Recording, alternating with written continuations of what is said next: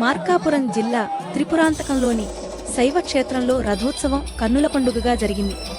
మహాశివరాత్రి పర్వదినాన్ని పురస్కరించుకుని ప్రసిద్ధ పుణ్యక్షేత్రమైన త్రిపురాంతకేశ్వర స్వామి దేవాలయంలో 3వ రోజు మంగళవారం నిర్వహించిన రథోత్సవ కార్యక్రమం కన్నుల పండుగగా జరిగింది.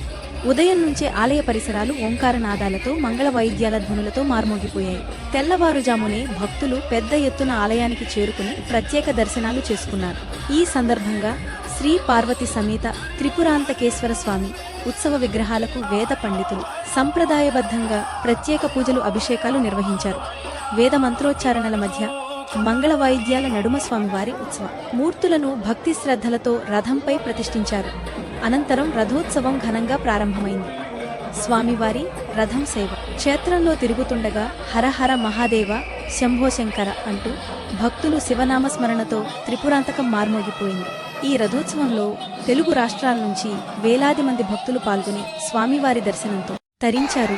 కుటుంబ సమేతంగా వచ్చిన భక్తులు రథాన్ని లాగుతూ తమ భక్తిని చాటుకున్నారు. భక్తుల విశ్వాసం, ఆధ్యాత్మిక వాతావరణం త్రిపురాంతకాన్ని మరింత దివ్యంగా మార్చాయి. ఈ కార్యక్రమంలో ఎర్రగొండపాలెం నియోజకవర్గ టీడీపీ ఇన్ఛార్జి గూడూరి ఎరిక్షన్ బాబు భక్తులతో కలిసి రథాన్ని లాగారు. ఈ సందర్భంగా ఆయన మాట్లాడుతూ మహాశివరాత్రి పర్వదినాన స్వామి వారి రథోత్సవంలో పాల్గొనడం అదృష్టంగా భావిస్తున్నానని, స్వామివారి అందరిపై ఉండాలని, అందరికీ మంచి జరగాలని ఆకాంక్షించారు. భక్తుల సౌకర్యార్థం దేవస్థాన అధికారులు విస్తృత ఏర్పాట్లు చేశారు. భద్రత, తాగునీరు, ప్రసాద పంపిణీ వంటి ఏర్పాట్లను పర్యవేక్షించారు. ఎలాంటి అవాంఛనీయ సంఘటనలు జరగకుండా పోలీసులు భారీ బందోబస్తు నిర్వహించారు.